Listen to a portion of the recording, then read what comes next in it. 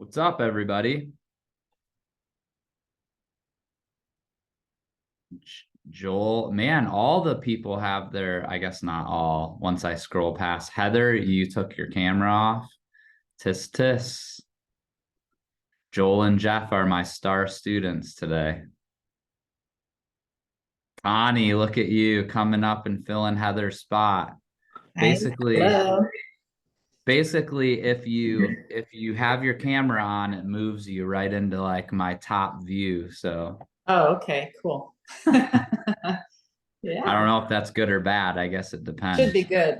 Should be good. Yeah. Just don't pick on Just don't pick on you. Yeah, that's the problem. me. I have to make sure I don't. Yeah. So we've still got a few people coming into the waiting room here. So either everybody's really interested in the market or just don't have anything better to do, one or the other, maybe both. We'll just say both. So I'll just wait. I do have quite a bit of info Cool. to go over. I don't think I do want to see where you are, Emily. Where are you? Emily even came on her birthday. I mean, that does deserve some brownie points. Thank you. Very excited to be here. Oh All the my way from gosh. the Dominican Republic. I am next to the pool though, It's so even worse than I expected. I thought you were like on your balcony or something, no. And I but do you're have a at the swimsuit on, pool. but it looks like I'm naked. Okay, bye. Oh boy. All right. Well, it looks like the waiting room for the most part is empty at the moment. So I'm going to go ahead and get started, and then everybody else that may come on later can jump in. So let's start really quickly. Is anybody seeing anything in particular in the market that you want to discuss? Give me one or two things that you guys want to talk about or are seeing that you would like to share.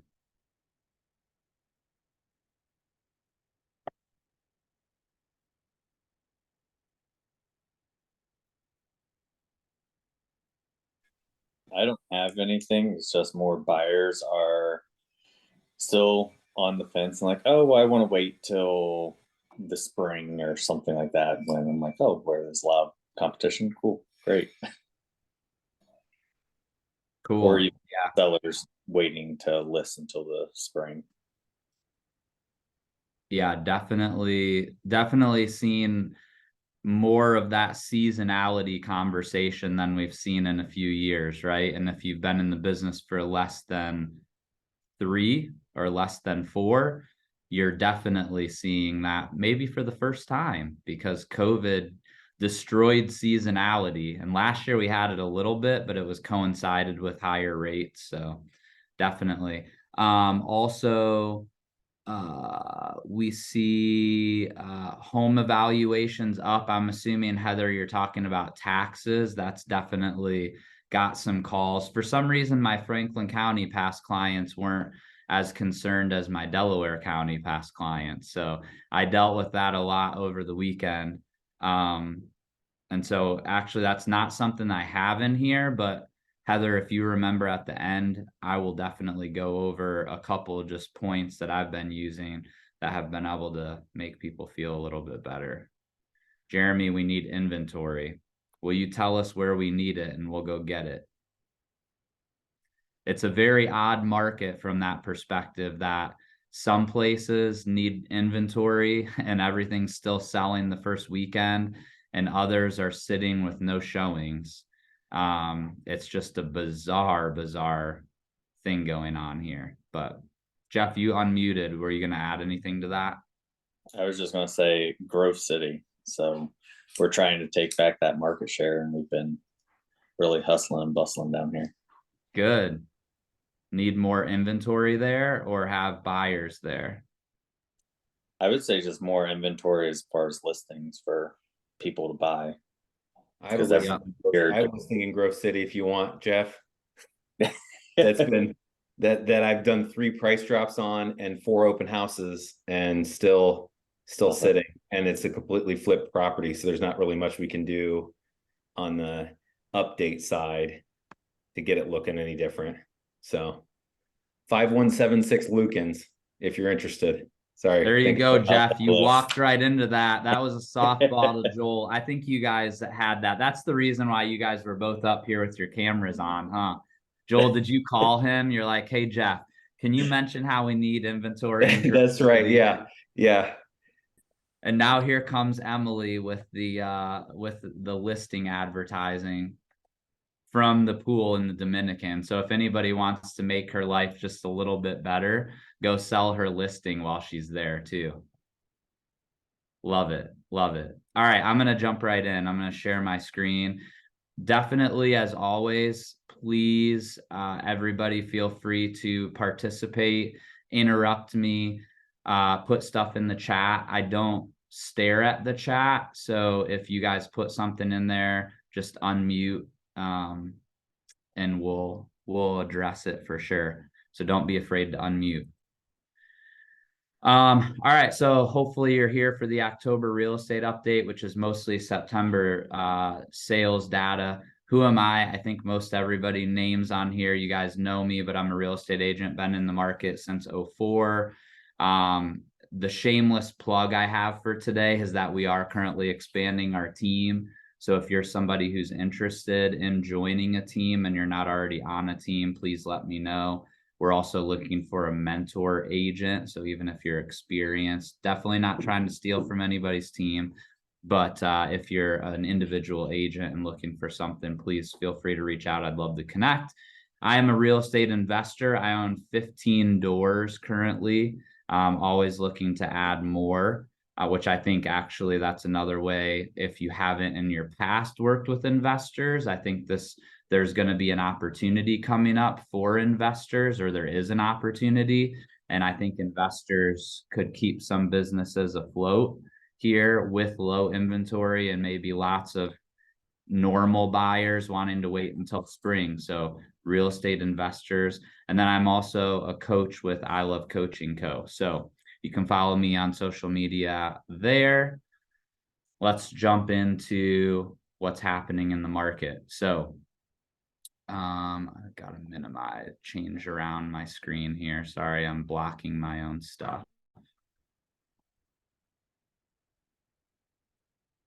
There we go. Okay. So active listings. Active listings are obviously down. They're down a little bit less than they were before, but still down compared to last year. They've kind of been trending right below where we were last year at this time. The only time that we had fewer active listings were in 2021 when things were crazy. But the fact that things have slowed down and we still have lower than ever before is obviously telling, which Jeff was alluding to, and Jeremy.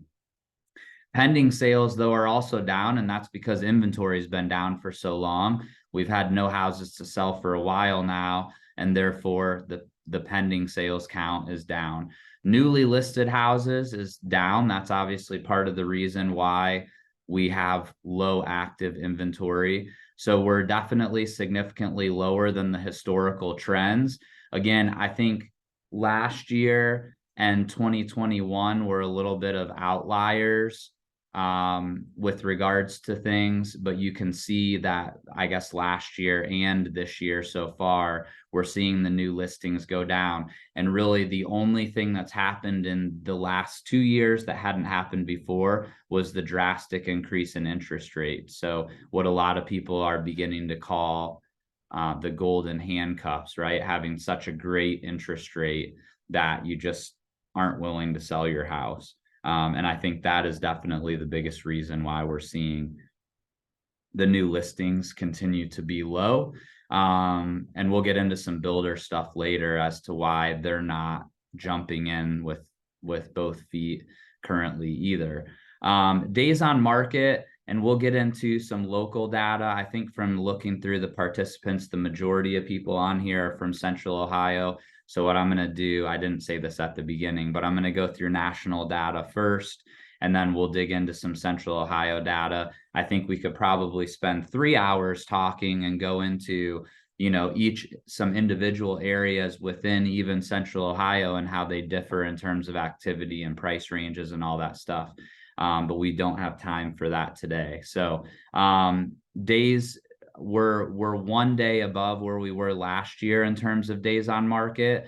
But one thing to put into perspective is if we look at 17, 18, 19, and actually even 2020, our average days on market is still actually lower than all of those years, which is just kind of crazy to think about. But we just have gotten so used to being down in this area that it's gotten difficult to think of things being any different. So but as we'll see when we look at local data, the change and the rate of change is something that we're definitely keeping an eye on. Median list price. So one thing I do, even though this is list price, I have no idea why realtor.com doesn't publish sold price, which in my opinion, and probably all of you on here, since I think everybody's a real estate agent, sold is definitely more valuable than list. However, it kind of rolls in the same trend as you can imagine. But we can see that we're just slightly above last year, like a sliver above last year nationally. Again, when we get into local, we'll see that we're a little bit higher on the local side. But you can see that the trend historically, even in some of the best years, so even in 2021, that you basically tend to reach a peak sometime in the June, July timeframe in most years. So this is July right here. Most years, except for 2020. And the reason for that was we had the pandemic. So it kind of stole a bunch of our thunder here in April and May. And so some of that got pushed into Q3. And so that's why you saw this kind of extended in 2020. But the highest prices that we tend to see are in the June, July, August timeframe. Since we're looking at list prices, obviously the solds would be kind of shifted over 30 more days. So again, in most cases, it would either be the June or the July or August for sold. But what we tend to see is a peak in the prices in early summer. And then typically for the rest of the year, we kind of slowly trend down in terms of average. Now, that doesn't mean that if we relisted the same house, that we would necessarily sell for less every year. But what it does mean is that the more expensive houses tend to list kind of in that spring and summer timeframe. And our goal is that when we get to the bottom, when we get into December of any year, that we're going to be a little bit higher than we were in January of that year, right? And that means prices are going up. And so we tip it, this is a normal trend line that we see every single year. And so I think from an education perspective, it's always good to educate clients on the fact that, yeah, it's not abnormal to see prices kind of starting to decline on average as we move into Q4. And it's definitely something to be thinking about. Price reductions. So price reductions did tick up pretty substantially from August to September, which I'm sure, as Joel alluded to with his listing, I'm sure a lot of us have felt with some of our listings. The need for price reductions has been definitely real. And that happened also last year in the fall. If you remember when rates went up, we saw a lot more price reductions, which is shown here in the 2020 data. Now, one thing that was interesting last year that hasn't quite come to fruition this year is that sellers were really kind of unrealistic because rates just raised so quickly and the market changed so quickly that they just kind of got caught off guard, and a lot of them had to reduce prices. You can see this, even though the trend lines are kind of the same since May, we also see that the change in the percentage of properties that need a price reduction was smaller. And that's mostly because I'm sure, like many of you, when you sit down with the seller, you're not guaranteeing that they're going to get over list price. You're not telling them right now, hopefully, that you're going to list at the highest price that's ever sold in the neighborhood. And so you may just have to, you're probably being more realistic up front on the pricing conversation based on recent trends. And so I think that's where we're seeing that. However, I do expect this number probably to increase some more when we look at October numbers. And then just like last year, it'll begin to level off. I don't know, a lot of houses tend to come off the market in December if they have yet to sell. And so we'll see if that continues to be the case. But based on all the trend lines, no matter what was happening in the market over the last 5 or 6 years, you would highly anticipate and expect that that December things will slow down irregardless.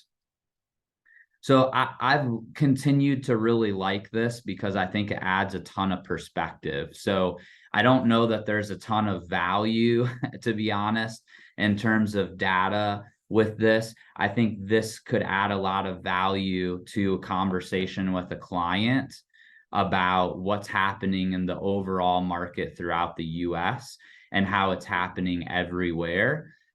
Interestingly, again, if you're talking about different regions, you can kind of see that the West is taking a beating compared to everywhere else.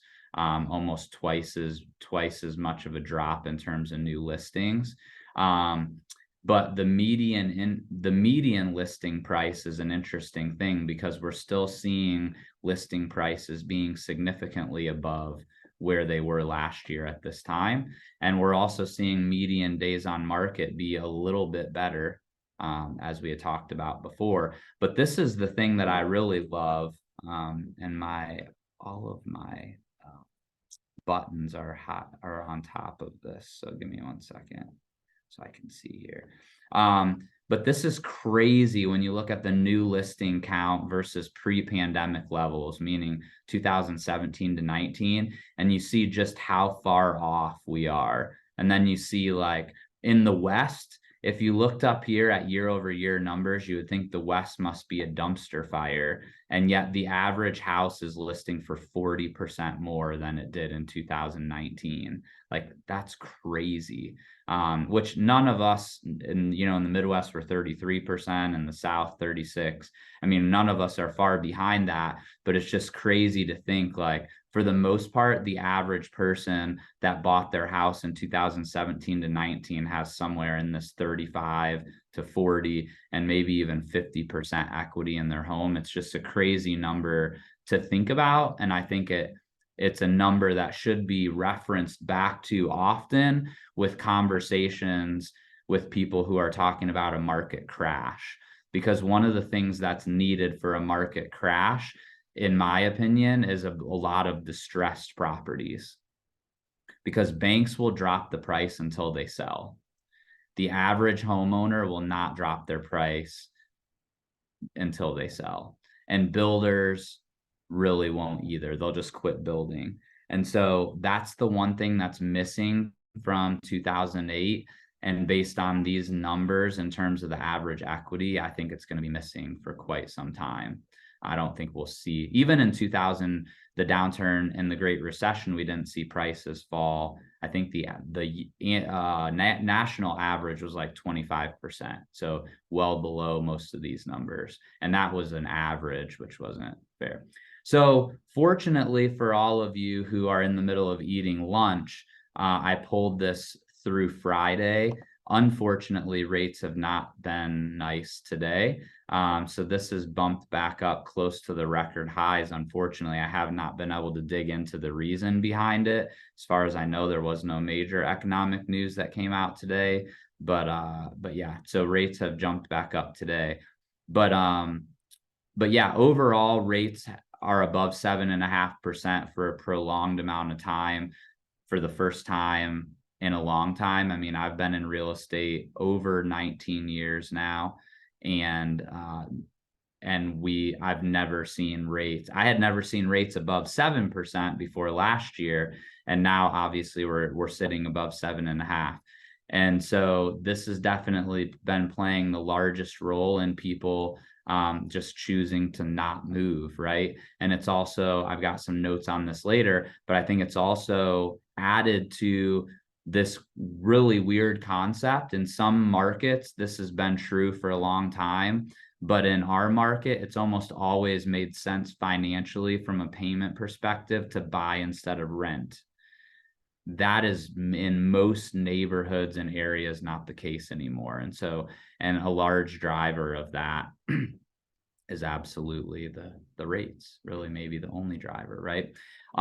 Builder supply. So the blue line represents the number of new home sales in a given month. And the months of supply is the dashed line. So you can see right after the pandemic, the builders not only, or during the pandemic, the builders kind of quit building, which set us even further behind. And then also buyer demand peaked during this time as well. And so we just saw this crazy dichotomy where we had no supply. And then last year in the fall, we saw supply go crazy because the builders had been building to reverse this gap, and then interest rates shot up, the market slowed, so they had a bunch of supply and no sales. And then now we're kind of in this equilibrium place, but you can see these last couple months of the year, we've kind of started to go in opposite directions again. And so it's something to keep an eye on, because I would say, and I would love to get anybody's feedback. If you guys disagree with me, please unmute and disagree. But I think the builders, you know, in many ways have kind of kept us out of a ridiculously crazy supply crunch. And if this gap continues to widen, they could slow down the building, and that would not be something that would help us out, because I think once rates go back down again, whenever that is, we're going to have a continued and larger supply issue. All right, so obviously mortgage rates change. I thought I would kind of throw this out there though, because it's been interesting to me, and I don't have a lot of data behind this, but I felt like in the data set, I guess the data does say it, that really, like, from the beginning of the year, even December of last year, when rates kind of went back down into the sixes, buyers started to make buying decisions again.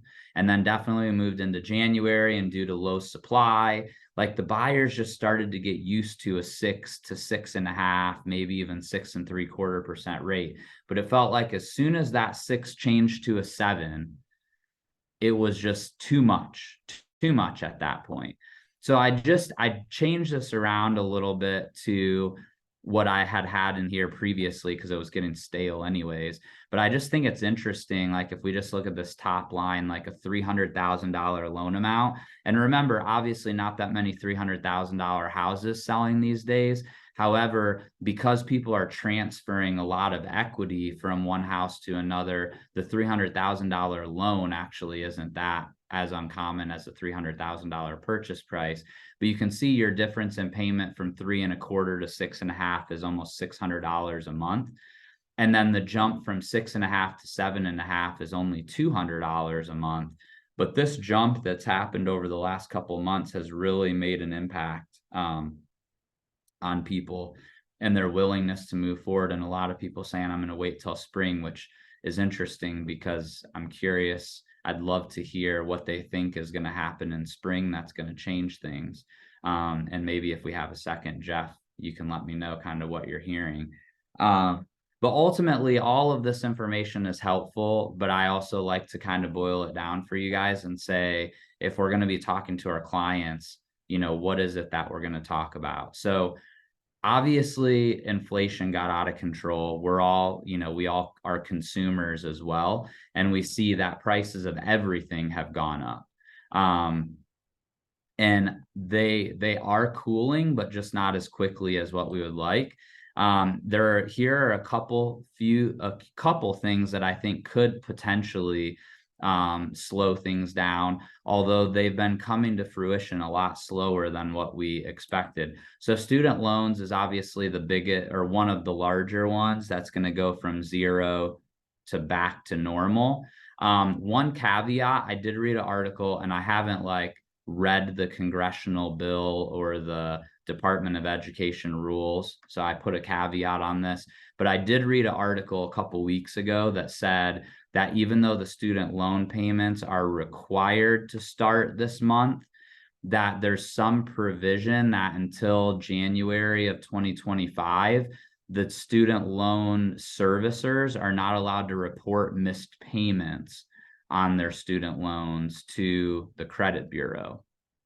So I don't know how many people are going to, not pay because they know that they're not going to get hurt on their credit. I don't know how many people even realize that's a thing. But I just thought that was interesting. I'm sure it has nothing to do with the fact that there's an election 1.5 months before that deadline.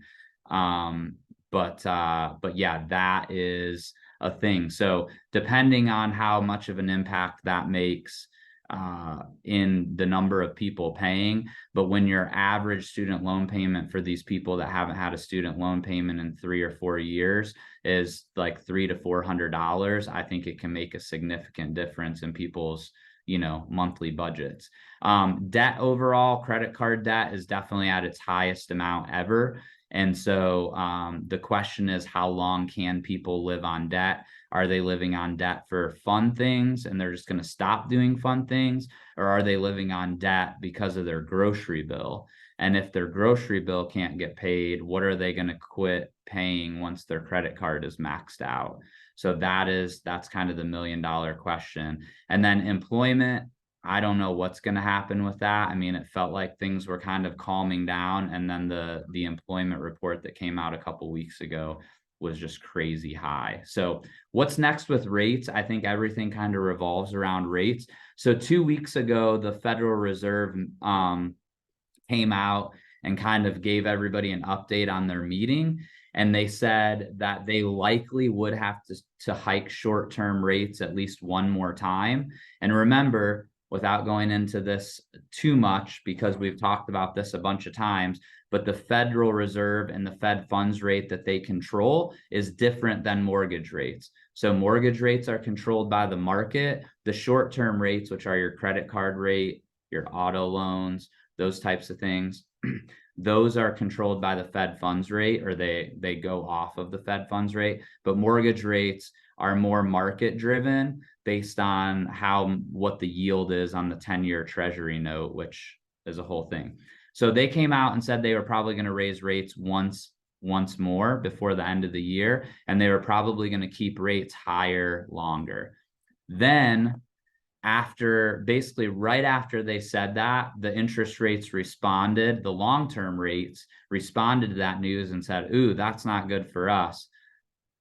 And so long-term rates went up.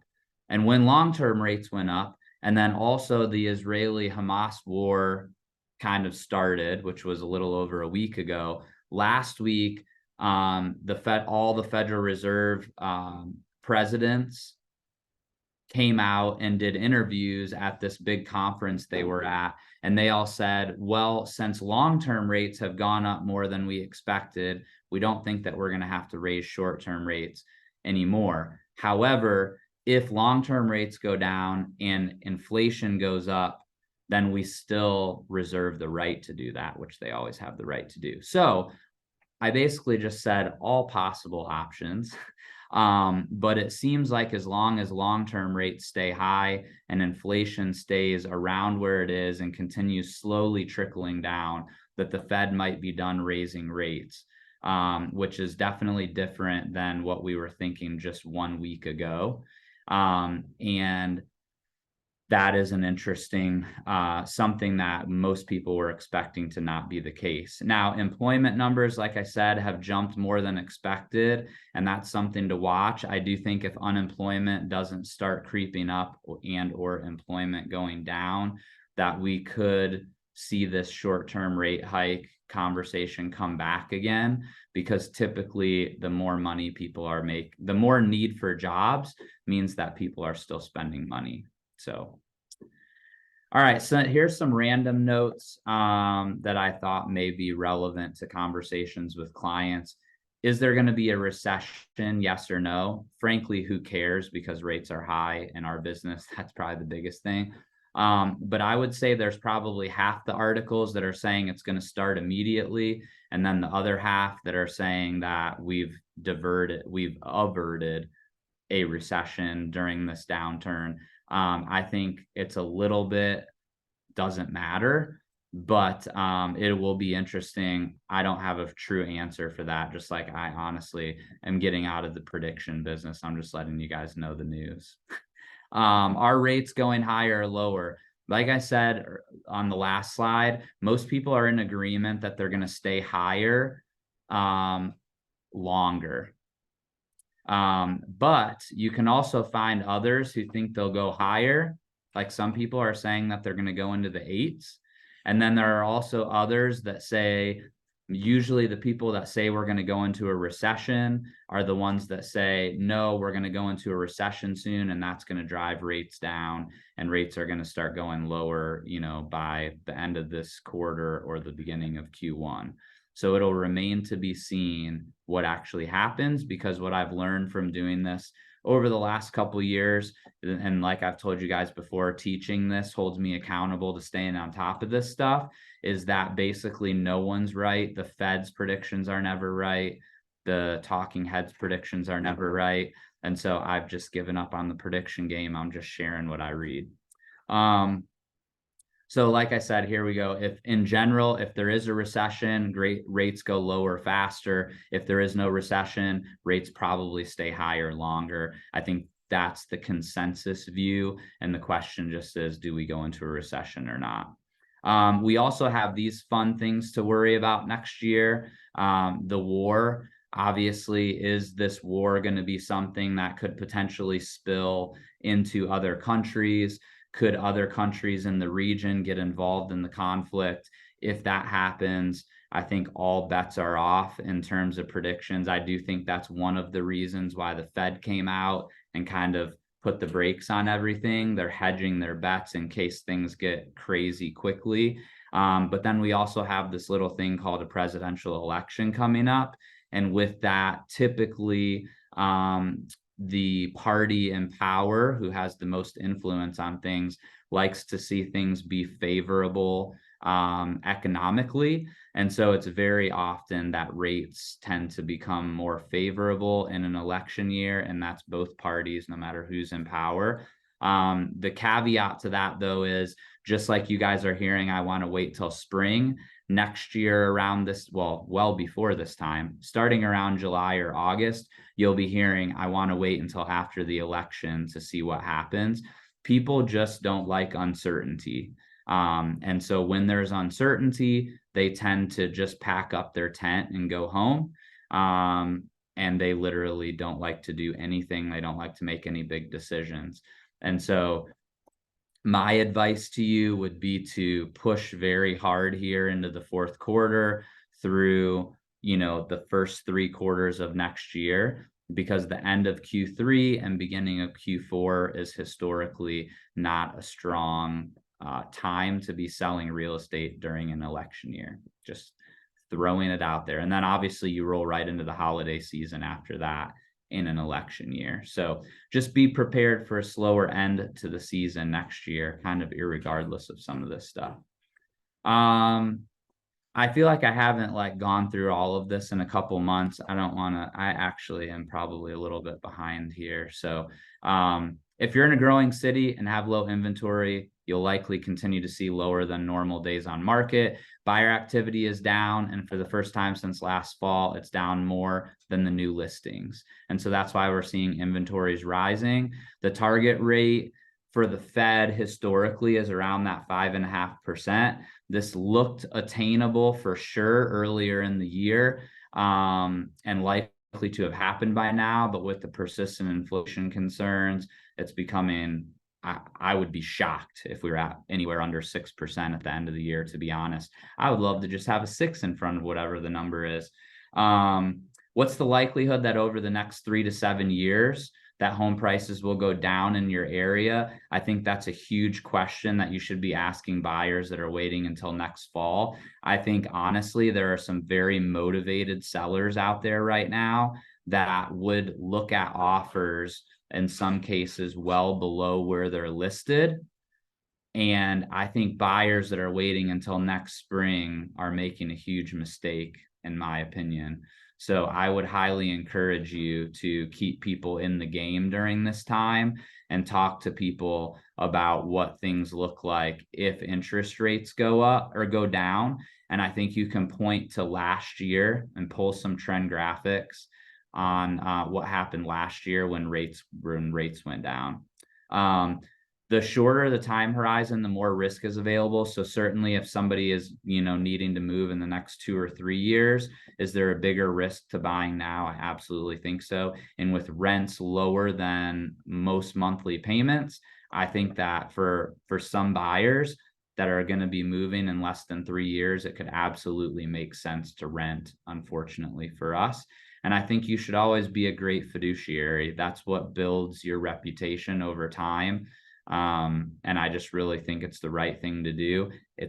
Buying is not great for everyone in every stage of life, but I can promise you, if you do the right thing and advise them on what is best for them, you will reap the rewards. Did somebody unmute and want to say something, or did you just been unmuted and coughed?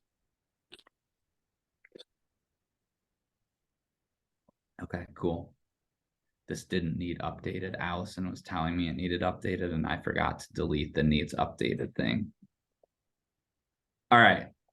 So local market. So before we go into Columbus, is there anybody on here that isn't in Columbus and doesn't care about Columbus that wants to ask me any questions? Or is there anybody that just wants to chat about anything national before we move on?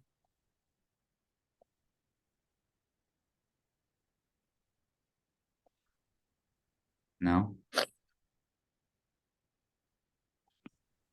Hey, Troy, this is Chris. Yep.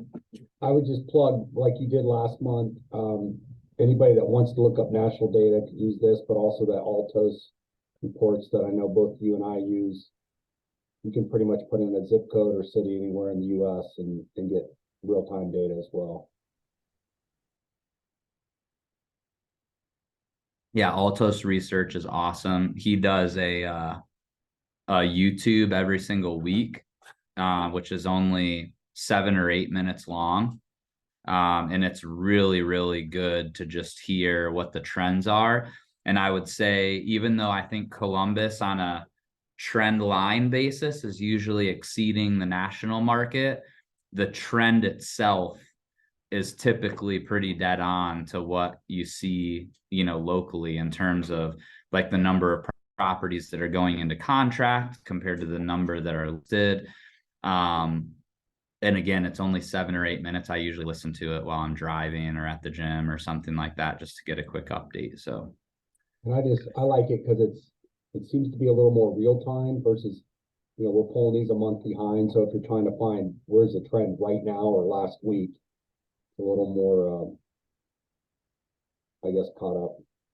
No, absolutely. And honestly, it's something that has been on my to-do list.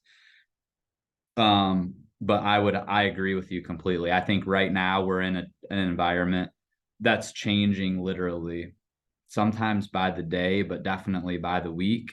And if you're not looking at trend graphics or Altos or one of those places, you're missing out when you're going to a listing appointment. I will tell you, and I don't have anything in here, I brought some of it to our office meeting last month. But the showing time reports on the back end, looking at how many showings are happening per listing in the areas that you're about to list a property for. If you're not using that ahead of going on the market, you're going to have some upset sellers when they go get a hotel room and they have one showing.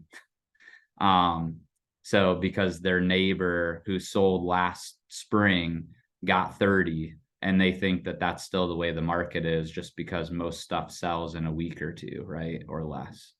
So,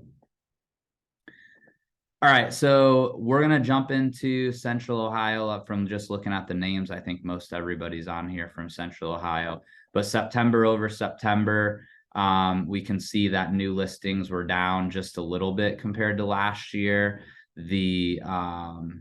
I'm sorry, this is the active listings. I don't have labels here, but I know it. The active listings, new listings were down almost 9%. Solds were down 16%.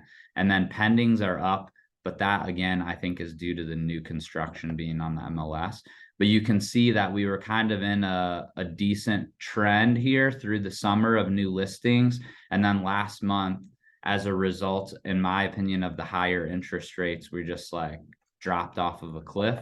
And I think we'll probably continue to see that if rates stay as high as they are, unfortunately. I mean, some people just do want to buy because they're sick of waiting, or they have to because of a divorce, death, something like that. But you can see in September, it was the first time.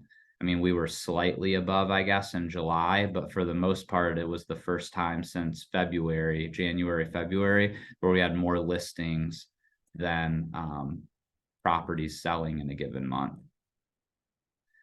I know this is small and really difficult to see, but this is the way that you're going to look at the like right now market here. So I look at this in two different ways. One, I'm looking at August to September, because year over year is nice, right? But I also want to see like what's the trend in our market. So the trend from August to September, typically as you move into fall, inventory drops. But this year, and Mike Simonson, or whatever his name is from Altos, has been talking about this the last couple of weeks. Usually inventory drops when we go into the third and fourth quarter. This year, inventory is rising. And that's in spite of 12% fewer listings, right? So that's not a good sign for demand. But you can see also when we compare the first 14 days of October to this year versus last year, we have actually fewer for sale this year than we did last year. But we also have fewer new listings. I think you always have to take the stuff mid-month with a grain of salt, but it's good to look at those trends.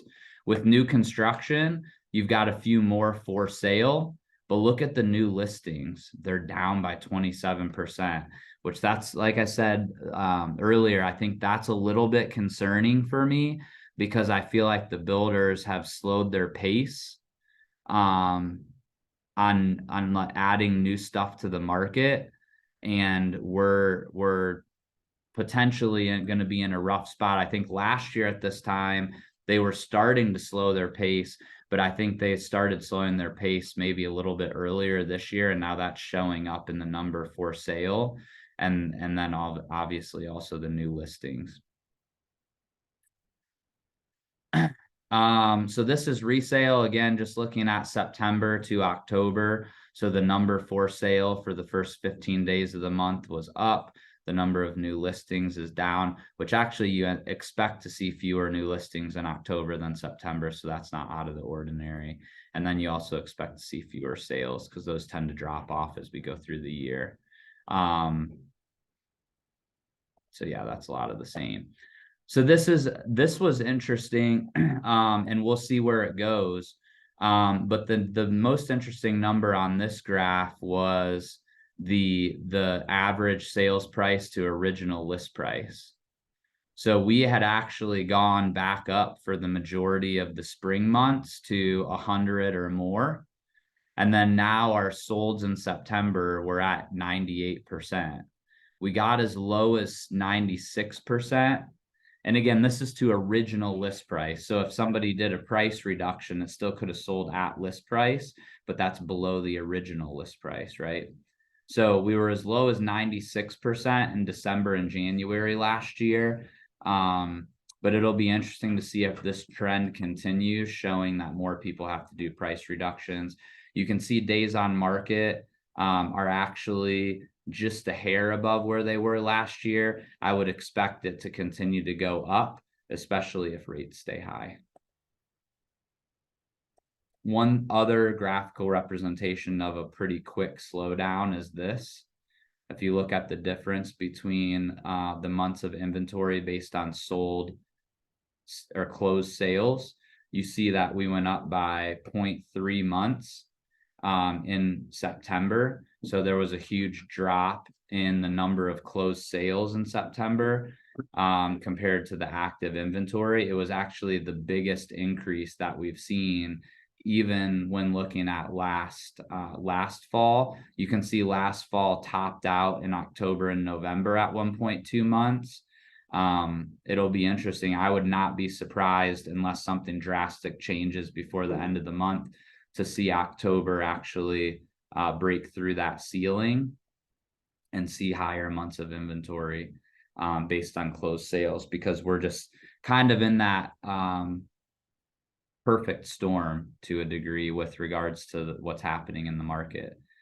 Current inventory and new construction, we're a little over 3 months. So still a little bit of a seller's market, but definitely close to being balanced. So we'll see what happens there. Average active prices are up quite a bit from in September, but they actually dropped month over month, which again, you expect to see from a seasonality perspective, but we're hanging on to gains pretty well. And it's actually pretty normal that prices drop going into Q3 and Q4, which we talked about earlier. So that's same is true within Columbus.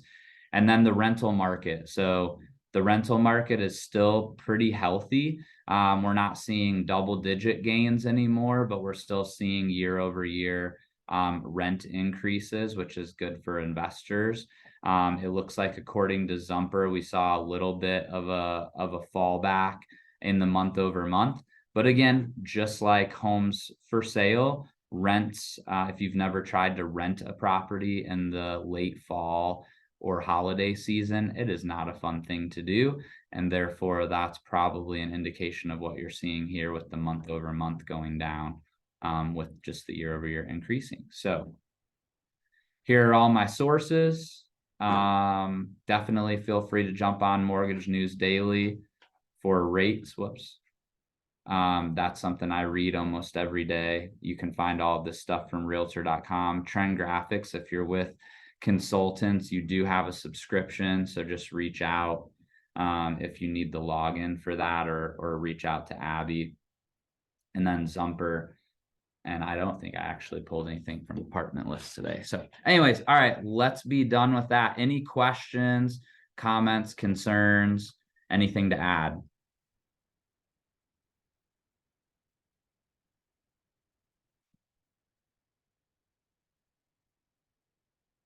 You guys are all just trying to talk at one time and I can't hear you. No. I'll jump into be thinking about questions here real quick, but I'm going to jump into the auditor's valuations. So just know that auditor valuations are, the valuations in terms of prices do not necessarily equate to the amount that the taxes are going to go up. So I had a client freaking out this week about prices increasing on his property in Delaware County. And then when I told him how to go and actually see how much of an impact it had on property taxes, he had been trying to do some backwards way of looking at it, and he thought it was going to be twice as much as it actually was. So if you haven't talked to your database in a while and you just want to have a touch point, I would send a bulk email. You can text your clients. If you want to like go all out, you could go client by client and send them what their information is and just make sure that they don't have any questions. But what I'm finding when people are reaching out is that most of the time the values are not all that far off. And especially when you consider what a, 10, 20, 30, 40, 50,000, maybe even $100,000 change is not going to impact their tax bill enough to risk it actually going up. Because when you go to the board of the board of revisions, they can actually dig into it and say, you know what, you're right, your tax value is wrong. It's actually higher than what we had. And then their tax bill is even higher. So they just need to definitely be careful of that.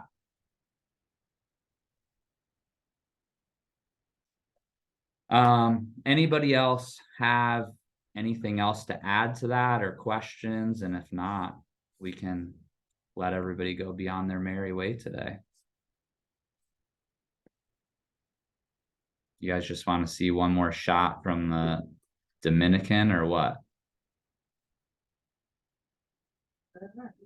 All right. Well, I guess everybody's excited about their cloudy Columbus view, but thank you guys for coming. And I will definitely be here next month. I'll see you then. Thanks, Troy. Thank you, Troy. Yeah. See ya. Thanks.